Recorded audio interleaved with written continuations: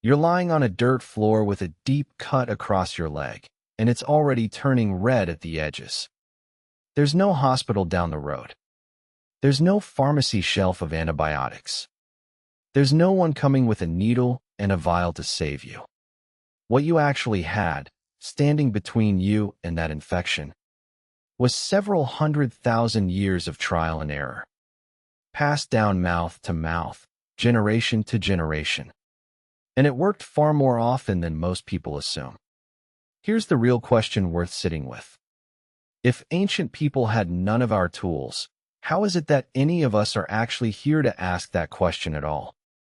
This is not a story about primitive people getting lucky. Not a story about ignorance stumbling into occasional wins. The people we're about to talk about were careful, methodical observers, running the same experiment across thousands of lifetimes, and writing the results into memory because paper didn't exist yet. Start with the plants, because the evidence for this goes back further than most people expect. In 1960, researchers excavating Shanidar Cave in Iraq found a Neanderthal burial site containing unusually large concentrations of pollen from several distinct plants. Among them yarrow and groundsel, species with no food value but a long later history of medicinal use. The placement looked deliberate. If the interpretation holds, it pushes plant medicine back before modern humans even arrived in the region. Here's why that matters mechanically, not just historically. Willow bark contains a compound called salicin, which the body converts into something very close to modern aspirin. Egyptians used it. So did the Greeks, separately. So did healers in China, and so did indigenous communities in North America. None of them copying each other. All of them arriving at the same plant through the same method. Watch, try, remember what worked. And it wasn't only pain relief. Ancient Egyptian wound treatment leaned heavily on honey. And it turns out that wasn't superstition either. Honey has a low pH, a high sugar content hostile to bacteria, and it slowly releases hydrogen peroxide as it breaks down, which is why hospitals today still use medical-grade honey on wounds that won't heal any other way. Here's the part that makes people flinch. Cultures as separate as indigenous Australians, the Maya in Central America, and military field surgeons centuries later all discovered the same uncomfortable trick. Maggots placed on an infected wound eat only the dead tissue and leave the living flesh alone. It sounds horrifying. It also works so well that some modern hospitals still use it today on infections antibiotics can no longer touch. Spider silk got the same treatment. Greeks, Celts, and Native American healers independently pressed spider webs directly onto cuts to stop bleeding.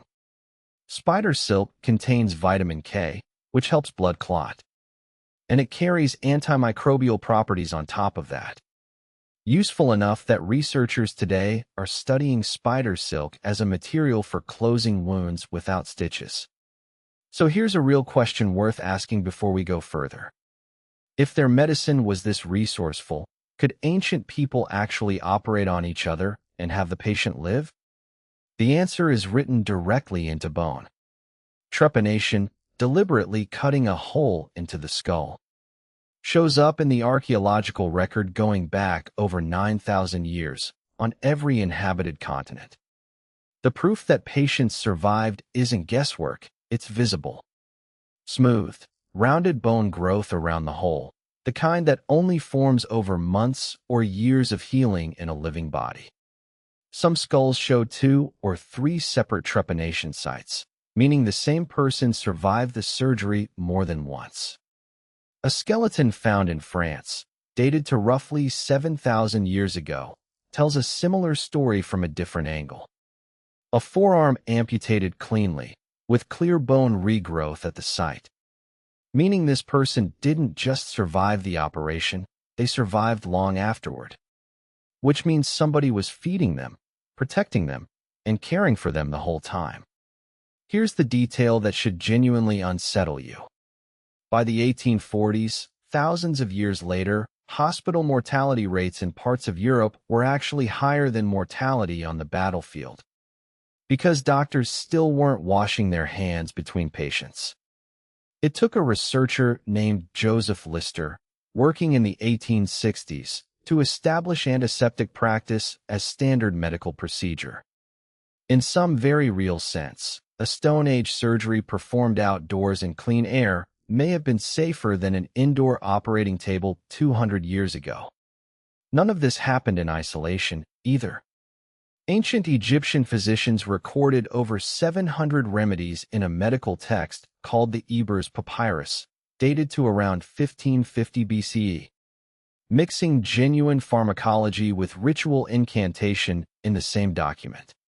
In India, a physician named Sushruta, working around 600 BCE, developed surgical techniques advanced enough that British surgeons traveled there 18 centuries later specifically to learn reconstructive methods still being practiced. In Mesopotamia, clay tablets over 4,000 years old record treatments. In a format startlingly close to a modern prescription, symptom, treatment, method. There's a quieter piece of this puzzle too, one that had nothing to do with plants or surgery at all. What people ate, and specifically what was living inside what they ate. Fermented foods, kimchi, sauerkraut, kefir, kvass, injera, show up independently across nearly every ancient culture on Earth, invented as much for preservation as for taste.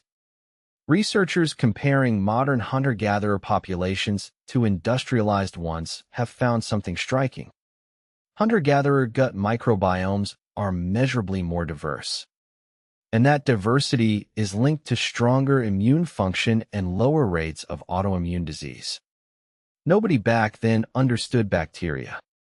They understood, through generations of watching who got sick and who didn't, that some foods kept people healthier, and they kept making those foods without ever needing to know why.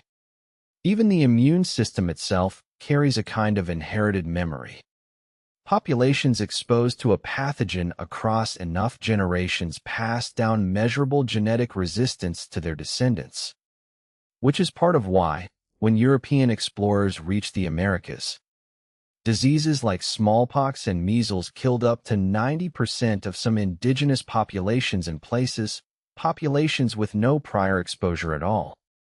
While the same diseases were merely dangerous, not catastrophic, back where they'd already been circulating for centuries. And underneath every single one of these traditions sat a genuinely radical idea, one it's easy to take for granted now. Around the 5th century BCE, the Greek physician Hippocrates argued that illness came from natural causes, diet, environment, physical imbalance, not from angry gods or curses. That single idea, disease as something explainable rather than something to be feared and appeased, is the quiet foundation underneath every hospital that exists today. So here's the honest, harder part of this story. None of this means ancient medicine was gentle. Child mortality in most ancient populations sat somewhere between 25 and 50% before adulthood.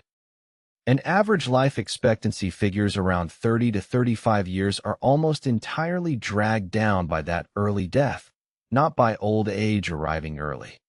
Somebody who survived childhood stood a real chance of living into their 50s, 60s, even 70s.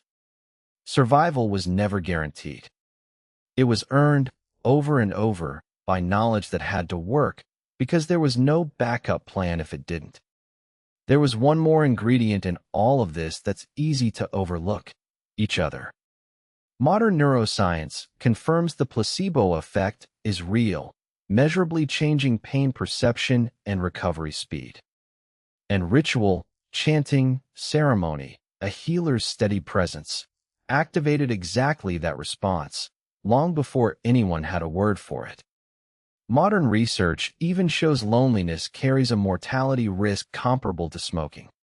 Ancient communities, by necessity, almost never let anyone face illness alone.